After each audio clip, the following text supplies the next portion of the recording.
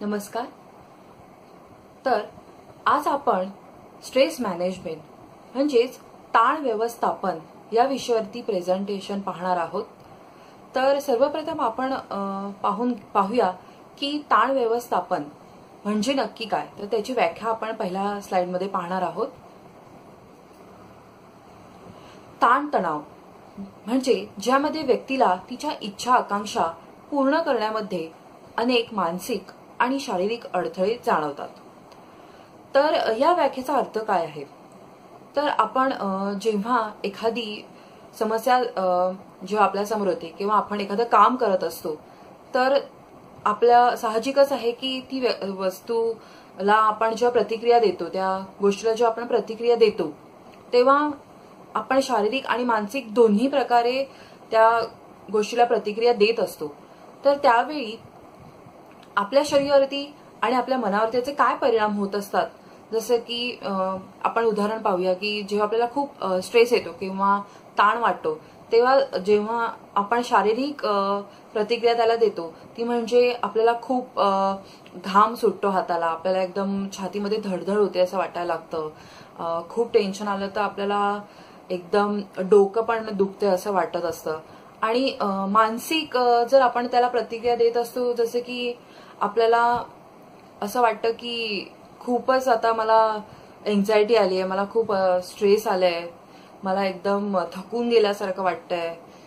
तर हे दोन्ही प्रकारे आपण त्याला प्रतिक्रिया देत असतो. तर मानसिक आणि शारीरिक या दोन्ही ही त्याला अडथळे आहेत. म्हणजे आपल्याला निराशा वाटते. तर ह्या दोन्ही प्रकारे आपण ताणतणावाला प्रतिक्रिया देत असतो. तर ह्याचे प्रकार काय आहेत. ताण म्हणजे स्ट्रेसचे किंवा ताणाचे प्रकार काय आहेत ते आपण पाहूयात. पहिला प्रकार आहे वाईट ताण. तर वाईट ताणाला इंग्लिशमध्ये आपण डिस्ट्रेस असं म्हणतो. आणि दुसरा प्रकार आहे की चांगला ताण. चांगला ताण म्हणजे त्याला इंग्लिशमध्ये आपण युस्ट्रेस असं म्हणतो. तर हे दोन झाले त्याचे प्रकार. पण हे आपण डिटेलमध्ये पुढच्या काही स्लाइड्समध्ये पाहणारच आहोत. पण त्याची मी तुम्हाला एक थोडक्यात माहिती देते. वाईट ताण म्हणजे जेव्हा आपल्या कंट्रोलच्या बाहेर, म्हणजे आपल्या एक प्रतिक्रिया आपण एखाद्या गोष्टीला देतो ती आपल्या प्रमाणाच्या बाहेर, आपल्या लिमिटेशन्सच्या बाहेर जातो तो ताण. तर त्याला आपण वाईट ताण असं म्हणतो की ते माझ्या आता आवाक्याच्या बाहेर आहे, मी नाही हे कंट्रोल करू शकत असं आपल्याला जेव्हा वाटतं तेव्हा तो वाईट स्ट्रेस. तसंच चांगला स्ट्रेस म्हणजे यू स्ट्रेस हा एक माइल्ड लेवलचा स्ट्रेस असतो की जो असणं एकदम महत्वाचा आहे. कारण की आपल्याला कोणतीही गोष्ट जेव्हा करायची असते ते त्याचा आपल्याला थोडा तरी ताण हवाच. नाहीतर आपण अगदीच रिलॅक्स मोडमध्ये राहून ती गोष्ट तेवढ्या प्रेरणेने किंवा ऊर्जेने करू शकणार नाही. तर हे झाले दोन प्रकार. तर पुढच्या स्लाइड्समध्ये आपण ते डिटेलमध्ये पाहूयात. वाईट ताण डिस्ट्रेस. तर त्याची पहिले आपण डेफिनेशन म्हणजे व्याख्या पाहून घेऊया. वाईट ताण म्हणजे ताणाची ती पातळी ज्यामध्ये आपल्याला मानसिक शारीरिक परिणाम जाणवू लागतो. जसं मी तुम्हाला आधी सांगितलंय की जेव्हा तो स्ट्रेस आपल्या आवाक्याच्या बाहेर आहे किंवा मी हा आता नाही अजून पेलवू शकत असं आपल्याला वाटतं तेव्हा आपलं शरीर आणि मन हे दोन्हीही काहीतरी प्रतिक्रिया देत असतात. मग त्याचा आपला शारीरिक, जसं मग आपण आधीही मी तुम्हाला सांगितलं तसंच आपल्याला हाताला घाम फुटतो, आपले हातपाय थरथरत आहेत, हे झाले त्याची शारीरिक प्रतिक्रिया. मानसिक प्रतिक्रिया म्हणजे आपल्याला काहीच करावं असं वाटणार नाही, निराशा वाटते, एन्झायटी वाटते. तर हे झाले त्याचे मानसिक प्रतिक्रिया. आता ह्याची काही उदाहरणं पाहूयात की कोणत्या कारणांमुळे हा ताण म्हणजे वाईट ताण हा डिस्ट्रेस येऊ शकतो. जनरली मानसशास्त्रामध्ये म्हणजे सायकोलॉजीमध्ये असं सांगितलं जाते की डिस्ट्रेस हा काही ज्या अशा घटना असतात ज्या त्याच्यामुळे ज्या आपल्या आवाक्याच्या बाहेर असतात, ज्या आपल्या हातात नसतात आणि आपण त्या कंट्रोल करू शकत नाही, अशा ज्या काही घटना असतात आणि त्या घटल्यामुळे आपल्याला हा वाईट ताण येऊ शकतो. तर त्या कोणत्या घटना आहेत. जसे की कुटुंबातील एखाद्या सदस्याचं निधन होणं, कोणाला एखादी दुखापत किंवा आजारपण असणं. तर हे अशा प्रकारचे काही गोष्टी आहेत ज्या आपल्या आवाक्याच्या बाहेर असतात. तशीच पैशाची समस्या असेल एखादी किंवा बेरोजगारी, तर ह्या अशा प्रकारच्या समस्या आहेत ज्या काही वेळा आपल्याला असं वाटतं की आपण आपल्या आवाक्याच्या बाहेर आहेत, मी आता नाही हे सॉल्व्ह करू शकत, असं आपल्याला जे वाटतं त्याला आपण वाईट ताण असं म्हणतो. त्याला सायकोलॉजीमध्ये आपण लोकस ऑफ कंट्रोल, म्हणजे ज्या होणाऱ्या घटना आहेत किंवा ज्या गोष्टी आजूबाजूला ज्या घडत आहेत त्या आपल्याला कंट्रोल करतात आणि आपण त्यांना कंट्रोल करू शकत नाही असं जेव्हा आपल्याला वाटतं त्याला एक्सटर्नल लोकस ऑफ कंट्रोल म्हणतात. आणि त्याच्यामुळेच हा डिस्ट्रेस आपल्याला येतो. तर चांगला ताण म्हणजेच इंग्रजीमध्ये आपण याला युस्ट्रेस म्हणतो, तर त्याची आपण व्याख्या पाहूया. सकारात्मक ताण जो प्रेरणा देते, तुमची ऊर्जा केंद्रित करते आणि कार्यक्षमता सुधारते. ह्याची काही उदाहरणं आहेत बघा. कामावरती पदोन्नती, घर खरेदी करणे, लग्न, कार्यक्रम, स्पर्धा परीक्षा. तर ही झाली युस्ट्रेसची काही उदाहरणं. तर युस्ट्रेस म्हणजे काय की हा एक चांगल्या प्रकारचा ताण आहे जो चांगल्या गोष्टींमुळे आपल्याला येतो. म्हणजे आपल्या घरात एखादं लग्नकार्य असेल किंवा काही फंक्शन होणार असेल तर त्याची तयारी जेव्हा आपल्याला करायची असते तर आपल्याला थोडंसं टेन्शन येतच की सगळं नीट झालं पाहिजे, कारण ह्या गोष्टी आनंदाच्या गोष्टी असतात. किंवा एखादी आपण स्पर्धा परीक्षा देणार असतो तर ती आपल्याला स्वतःहूनच द्यायची असते, त्यामुळे त्याच्यासाठी कोणी आपल्याला जबरदस्ती केली नसते, तर स्वतः आपल्याला ती स्पर्धा परीक्षेमध्ये आपण भाग घेतलेला असतो आणि आपण म्हणजे त्या परीक्षेमुळे आपल्याला काही सर्टिफिकेशन किंवा आपल्याला एखादी डिग्री मिळणार असते, तर ही चांगली बाब आहे. तर त्याच्यासाठी सुद्धा त्याचा अभ्यास करायचा, ह्या गोष्टीने सुद्धा आपल्याला ताण येतो. पण हा ताण चांगला ताण असतो, कारण थोडा तरी ताण हा एखादी गोष्ट पूर्ण करण्यासाठी, पूर्णत्वाला नेण्यासाठी असणं हा अत्यंत महत्वाचा आहे. नाहीतर आपण अगदीच रिलॅक्स मोडमध्ये जाऊन ती गोष्ट कदाचित तेवढ्या जिद्दीने पूर्णही करणार नाही. तर त्याच्यासाठी युस्ट्रेस म्हणजे हा पॉझिटिव्ह स्ट्रेस असणं, थोडासा स्ट्रेस असणं हे अत्यंत महत्वाचं आहे. तर पुढच्या स्लाइडमध्ये आपण वाईट ताण आणि चांगला ताण याच्यामधला फरक पाहणार आहोत. तर वाईट ताणमध्ये काय आहे हे आपण पाहूया. चिंता ही अल्पकालीन किंवा दीर्घकालीन असू शकते आणि याचा शारीरिक किंवा मानसिक ह्याच्यामुळे आपल्याला समस्या उद्भवू शकतात, जे आपण आधीच्या काही स्लाइड्समध्ये पाहिलेलं आहे. तसंच याचा आपल्या कामगिरीवर देखील परिणाम होतो आणि सामना करण्याच्या क्षमतेहून ते अधिक दीर्घकाळ हा ताण आपल्यावरती राहू शकतो. तर म्हणजे काय, तर चिंता अल्पकालीन किंवा दीर्घकालीन म्हणजे एखादी गोष्टीमुळे जो येणारा आपल्याला स्ट्रेस आहे तो काही वेळ ह्याचा कालावधी कमी वेळेचा पण असू शकतो किंवा ह्याचा कालावधी जास्त पण असू शकतो. जसे की आपल्याला काही दुखापत झाली असेल आणि ती 1-2-3 महिन्या आपल्याला फ्रॅक्चर झालं असेल तर त्याच्यामुळे तेवढ्या वेळेसाठी आपल्याला तो स्ट्रेस असेल.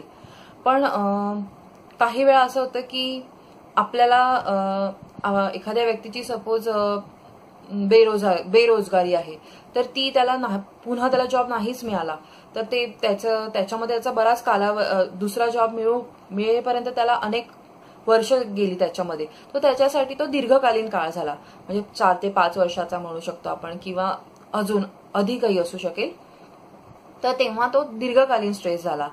तसंच त्याचा शारीरिक मानसिक त्या गोष्टींचा आपल्याला परिणाम होतच असतो. जर आपण त्याचा अधिक ताण घेतला आणि जसं आपल्याला असं वाटत असेल की मी खरंच ह्या गोष्टी स्वतः कंट्रोल करू शकत नाही आणि ह्याचा आपल्या कामावर सुद्धा ह्या गोष्टीचा परिणाम होतो.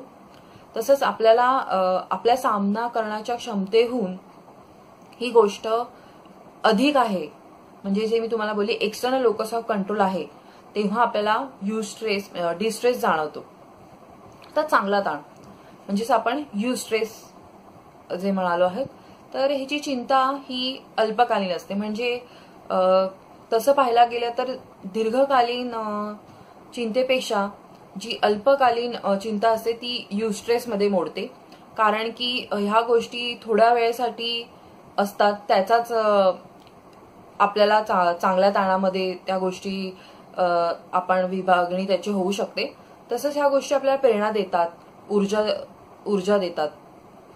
जसं आपण काही उदाहरणं पाहिली की एखादं फंक्शन आहे किंवा चांगली आनंदाची गोष्ट त्याच्यासाठी जे आपल्याला स्ट्रेस होते तर त्याच्यामुळे आपल्याला खरंच ती गोष्ट करण्याची जिद्द वाटते, आनंद वाटतो, ती गोष्ट आपल्याला ऊर्जा देऊन जाते आणि ह्या गोष्टीमुळे आपलं कार्यप्रदर्शन सुधारतं. जसं की जर मी एखाद्या प्रोजेक्टवरती काम करते तर आपल्याला खरंच त्याच्यामध्ये उत्साह असतो की मला हे प्रोजेक्ट मी रिप्रेझेंट करणार आहे, मला ह्याच्या गोष्टीमध्ये काम करायचं आहे, त्याचं माझं ही गोष्ट चांगली झालीच पाहिजे आणि ह्याच्यासाठी आपण जो थोडाफार स्ट्रेस घेतो जो यूज स्ट्रेसमध्ये मोडतो आणि त्याच्यामुळे आपले कामावरती याचा चांगला परिणाम होतो, आपली कार्यपद्धती त्याने सुधारते आणि सामना करण्याची आपली क्षमता सुद्धा दर्शवते.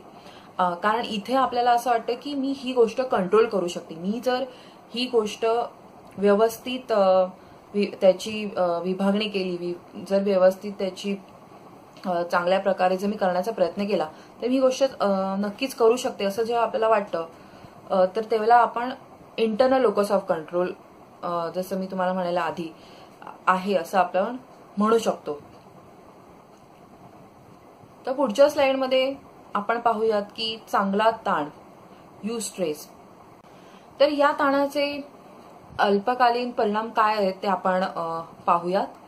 डोकं दुखणं, ताण किंवा थकवा शरीरावरती वाटणं, खूप भीती वाटणे, चिंता वाटणे, चिडचिड होणे, खूप राग येतो आपल्याला, तसंच आपला आत्मविश्वास कमी झाला, त्याचा अभाव वाटायला लागतो. तर ही काही उदाहरणं आहेत की हा अल्पकालीन त्याचा परिणाम होतो ताणाचा. तसाच ह्याचा ताणाचा दीर्घकालीन परिणाम काय होतो हे ह्या स्लाइडमध्ये सांगितलेलं आहे की एखाद्या शारीरिक भागामध्ये आपल्याला किंवा अवयवामध्ये आपल्याला तीव्र वेदना होत आहेत असं आपल्याला वाटतं आणि त्याच्यामुळे आपल्याला खूप त्रास होतो. तसंच उच्च रक्तदाब म्हणजे आपला बीपी ह्याच्यामुळे वाढू शकतो. भुकेमध्ये बदल होतात, म्हणजे काही वेळा आपल्याला खूप भूक लागली असं वाटतं आणि काही वेळा आपल्याला अजिबात खाऊच नाही असं वाटतं. तसंच वेट गेन पण होऊ शकतं, लठ्ठपणा खूप जर आपण स्ट्रेस घेतला तर त्याने लठ्ठपणा देखील येतो. वारंवार आजारपणे यायला लागतात, सारखं माणूस आजारी पडत राहतो कारण त्याला सतत टेन्शन आपण घेत राहतो. तसंच याचा पचन संस्थेवरती आपल्या डायजेस्टिव्ह सिस्टीमवरती सुद्धा स्ट्रेसचा परिणाम होतो. तसेच झोपेवरती निद्रानाश होतो आणि मधुमेह म्हणजेच शुगरचा देखील ताणामुळे परिणाम होऊ शकतो. तर पुढच्या स्लाइडमध्ये आपण पाहणार आहोत की ताणाचा कामगिरीवर काय परिणाम होतो. तर हा जो तुम्ही एक कर्व बघत आहात तर त्याच्यामध्ये तुम्हाला कळेल की जर आपण कमी स्ट्रेस घेतला, मध्यम स्ट्रेस घेतला आणि जास्त स्ट्रेस घेतला म्हणजे ताण घेतला तर काय होतं. तर मला असं वाटतं की स्ट्रेस आणि टाइम मॅनेजमेंट म्हणजे आपण वेळेचं जे नियोजन करते ह्या गोष्टी हँड इन हँड जातात, म्हणजे एकत्र जातात. तर आपण त्याचं विभाजन करू शकत नाही.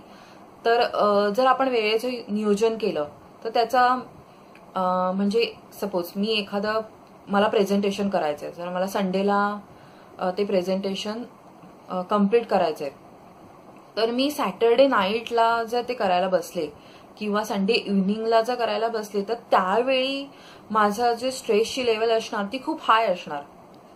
तर मी वेळेचं नियोजन जर केलं म्हणजे ज्याला आपण टाइम मॅनेजमेंट म्हणतो इंग्रजीमध्ये, ते जर मी केलं तर मला वाटतं की आपल्याला तेवढा स्ट्रेस येणार नाही. जर मी मंडे पासून ती गोष्ट थोडी थोडी प्रेझेंटेशन बनवायला जर सुरुवात केली तर आपलं प्रेझेंटेशन वेळेवर पूर्ण होऊ शकेल.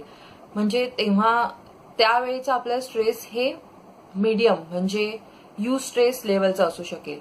आणि जर अगदीच कमी जर लेवलचं स्ट्रेस जर असेल, जर आपण रिलॅक्स मोडमध्ये असू तर त्याला आपण प्रोकास्टिनेशन म्हणजे चालढकलपणा, मराठीत आपण त्याला चालढकलपणा करण्याचं म्हणतो. म्हणजे मी लोळतच पडेन किंवा मी म्हणेन जाऊ देत ना, मी उद्या किंवा परवा करेन, रविवारी द्यायचंय. तर ह्या तिन्ही गोष्टींमुळे कामावरती काय परिणाम होतो हे या स्लाइडमध्ये कळतं. तर कधीही मध्यम लेवलचं म्हणजे यू स्ट्रेस असलेला कधीही चांगला, जेणेकरून आपलं काम व्यवस्थित वेळेवरती देखील पूर्ण होईल. तर पुढच्या स्लाइडकडे वळूयात. ताणाचे व्यवस्थापनाचे तंत्र आणि टिप्स. तर ह्याच्यामध्ये मी काही वेगळ्या किंवा विशेष अशा टिप्स दिलेल्या नाहीयेत. ह्या सगळ्यांना आपल्याला माहीतच आहेत. फक्त आपण त्या अंमलात आणत नाही एवढंच. चालणे, धावणे, खेळणे किंवा इतर कोणताही व्यायाम जो तुम्हाला आवडत असेल तर तुम्ही करू शकता. नृत्य, गायन, संगीत जे तुम्हाला आवडत असेल ते, किंवा तुम्हाला ज्या गोष्टीचा छंद असेल ते तुम्ही करू शकता. जर तुम्हाला योगा करायला आवडत असेल, ध्यान करायला आवडत असेल ते तुम्ही करू शकता. पुस्तकं आवडत असतील वाचायला तर प्रेरणादायी पुस्तकं वाचायची, ज्या पुस्तकांमधून आपल्याला पॉझिटिव्ह विचार मिळू शकतील अशी पुस्तकं वाचा. निसर्गाचा आनंद घ्या. नक्कीच जर तुम्ही कुठे बाहेर गेलात, जर निसर्गरम्य ठिकाणी गेलात तर आपलं मन नेहमीच प्रसन्न होतं, आपल्याला प्रसन्न वाटतं. तर निसर्गाच्या सानिध्यात जा. जर तुम्हाला सिनेमा बघायला आवडत असेल तर चांगले सिनेमे बघा, त्याच्यामुळे तुम्हाला चांगली प्रेरणा मिळू शकेल. प्रवास करा. सध्या प्रवास करणं शक्य नाही, पण जेव्हा लॉकडाऊन संपेल आणि जेव्हा कधी तुम्हाला बाहेर जायला संधी मिळेल तेव्हा नक्कीच छोट्या सहलींना जा, जेणेकरून तुम्हाला बाहेर गेल्यावरती प्रसन्न वाटेल, तुम्हाला रिलॅक्स वाटेल. विश्रांती घ्या, रिलॅक्स व्हा. कामाची यादी करा, वेळेचे नियोजन करा आणि ध्येयाची विभागणी करा. तर कामाची यादी, वेळेचे नियोजन आणि ध्येयाची विभागणी हे पुन्हा जसं मी आधी म्हणाले की स्ट्रेस मॅनेजमेंट आणि टाइम मॅनेजमेंट हे एकत्र हातात हात घालून जातात. तर त्याच्यामुळे तुम्ही ज्याला टाइम मॅनेजमेंटच्या कन्सेप्टमध्ये ह्याला आपण अर्जंट आणि इम्पॉर्टंट टास्कचं डिव्हिजन जे करतो, जी सर्वात मोठी माझी प्रायोरिटी आता कोणती आहे ते त्या प्रायोरिटी वाईज कामाची विभागणी करून घ्यायची, त्याची यादी करायची आणि त्याच्यानुसार आपण वेळेचं नियोजन केलं पाहिजे की सर्वात जास्त वेळ मला कोणत्या कामासाठी लागणार आहे, तर ती कामं मी प्राथमिक पातळीवरती सुरू केली पाहिजेत. आणि तसंच मला माझी टॉप प्रायोरिटी काय, माझं कोणतं ध्येय आहे सर्वात पहिले मला हे कम्प्लीट करायचं, तर त्या अनुषंगाने आपण काम करताना त्याला पहिले प्रायोरिटी दिली पाहिजे, जेणेकरून आपली कामं मग त्याच्यामुळे व्यवस्थित पूर्ण होतील. इतरांशी जसं मी संवाद साधा हे मी तुम्हाला आधी सुद्धा पॉझिटिव्ह थिंकिंग म्हणजे आपल्या सकारात्मक विचाराचं जे प्रेझेंटेशन झालं होतं त्यामध्ये सुद्धा आपण हा पॉइंट घेतला होता की इतरांशी संवाद साधा, भावना व्यक्त करा. जर तुम्हाला खूप स्ट्रेस वाटत असेल तर नक्कीच तुम्ही तुमच्या जवळच्या लोकांशी किंवा हितचिंतक तुमचे जे असतील त्यांच्याशी तुम्ही संवाद साधा, तुमच्या भावना व्यक्त करा. नकारात्मक विचारांवरती काम करा. जे वाईट विचार किंवा नकारात्मक विचार येतात त्यांच्यावरती पहिले काम करा, जेणेकरून तुमच्या मनामध्ये फक्त पॉझिटिव्ह विचारच येतील. शेवटचा पॉइंट आहे प्रार्थनेचा आधार घ्या. तर तुम्हाला प्रार्थना करायला आवडत असेल, श्लोक म्हणायला आवडत असतील तर ते म्हणा की ज्याच्यामुळे तुम्हाला सकारात्मक ऊर्जा मिळेल. तर अजून काही इतर टिप्स सुद्धा आहेत, त्या आपण पाहून घेऊयात. वर्तमानात राहण्याचा प्रयत्न करा. ही खूप महत्वाची गोष्ट आहे, कारण की आपल्या हातात काय आहे तर फक्त वर्तमान काळ, कारण आपण भूतकाळात जाऊन तो बदलू शकत नाही आणि भविष्य काळात कोणत्या गोष्टी घडणार आहेत आपल्याला माहित नाही. पण हो, वर्तमान काळात फ्युचर प्लॅनिंग करून त्या गोष्टींना आपण काम जर चालू केलं तर थोड्याफार अनुषंगाने आपण आपला भविष्य काळ सुद्धा हातात ठेवू शकतो. पण तरी देखील खूप जास्त भूतकाळाचा आणि भविष्यकाळाचा विचार न करता वर्तमान काळात आता मी काय करू शकते ह्या गोष्टींचा विचार करणं खूप महत्वाचं आहे. तसंच अति विचार करणं आपण टाळू शकतो, ते बंद करायला हवं. आपलं राहणीमान सुधारा. तर ह्या पॉइंटचा शब्दशः अर्थ न घेता राहणीमान सुधारा म्हणजे काय, आपण जिथे काम करतो किंवा आपण ज्या घरामध्ये राहतो किंवा रूम मध्ये राहतो ती जागा स्वच्छ असली पाहिजे, टापटीप असली पाहिजे. तिथे खूप पसारा किंवा खूप डेस्कवर पुस्तकच पडली आहेत किंवा फाईल्सच पडल्या आहेत असं नसायला पाहिजे. आता मी जे काम करणार आहे त्या रिलेटेड तिथे फक्त तेवढ्या गोष्टी ठेवल्या पाहिजेत, कारण काही वेळा आजूबाजूला असलेला पसारा, खूप फाईल्स ह्याने सुद्धा आपल्याला टेन्शन येतं. तर प्रसन्न वातावरण असेल हे तुम्ही बघू शकता. तसंच काही थेरपीज असतात, जसं की चांगला सुवास किंवा सुगंधाने सुद्धा आपल्याला प्रसन्न वाटू शकतं. जर तुम्हाला फुलं आवडत असेल तर ती आजूबाजूला ठेवा. जर तुम्हाला अत्तराचाच काही सुगंध आवडत असेल तर तो तुम्ही आजूबाजूला शिंपडू शकता. तसंच जर कुणाला मदत केल्यावरती सोशल वर्क केलं तुम्हाला चांगलं वाटत असेल तर तुम्ही ते करू शकता. स्वतःसाठी स्वतःचा वेळ काढणं हे खूप महत्त्वाचं आहे, त्याच्यामुळे तुम्ही तुमचे छंद डेव्हलप करू शकता. पौष्टिक आहार हा अत्यंत महत्त्वाचा आहे, कारण आपण जे खातो त्याचा आपल्या शरीरावरती परिणाम होत असतो. म्हणून पौष्टिक आहार घेणं, उत्तम आहार घेणं हे खूप महत्त्वाचं आहे. विनाकारण स्पर्धा टाळा आणि दुसऱ्यांशी तुलना करणे बंद करा, कारण ह्या गोष्टीच आपल्याला त्रास देतात. कारण इतरांकडे काय आहे हे पाहून आपल्याला त्रास होणार. त्याच्या व्यतिरिक्त मी माझ्यामध्ये काही चेंजेस आणू शकते, मी स्वतः पुढे जाण्यासाठी अजून माझ्यामध्ये काय बदल घडवून आणू शकते ह्याचा आपण विचार केला पाहिजे. आणि मला असं वाटतं की समाधानकारक जर वृत्ती आपण ठेवली तर आपल्याला स्ट्रेस हा कमी होऊ शकतो आणि आपण नेहमी सकारात्मक विचार करू शकतो. तर सकारात्मक व्यक्ती बनण्याचा प्रयत्न करा. आणि शेवटच्या स्लाइडमध्ये मी एक छोटासा कोट टाकलेला आहे जो गौतम बुद्धांचा आहे. शांतता ही नेहमी मनातूनच येत असते, त्याचा कुठेही बाहेर शोध घ्यायला गेलात तर ती मिळणार नाही. तर हा कोट वाचल्यावर आपल्याला लगेच लक्षात येईल की या कोटमधून गौतम बुद्धांना काय सांगायचं आहे. की एक उदाहरण घेऊया की मी एका शांत रूममध्ये बसले, पण माझ्या मनात खूप द्वंद्व चालू आहे, माझ्या मनात खूप विचार चालू आहेत, गडबड गोंधळ चालू आहे. तर मला मनशांती नक्कीच मिळणार नाहीये. तर मला स्वतःला मनशांती मिळण्यासाठी माझं स्वतः पहिले मन शांत असलं पाहिजे. आणि मग जर माझं मन शांत असेल तर मी गडबड गोंधळामध्ये जरी बसले, एखादा आवाज असलेल्या ठिकाणी जरी बसले तरी मला शांतताच मिळणार आहे. सो ती मिळण्यासाठी मला बाहेर जाण्याची गरज नाही, ती मला आतमध्ये स्वतःतच शोधायची आहे. तर मला वाटतं ही माझी लास्ट स्लाइड होती आणि तुम्हाला माझं प्रेझेंटेशन नक्कीच आवडलं असेल. तर तुम्हाला माझं प्रेझेंटेशन जर आवडलं असेल तर नक्कीच कमेंट करा. धन्यवाद.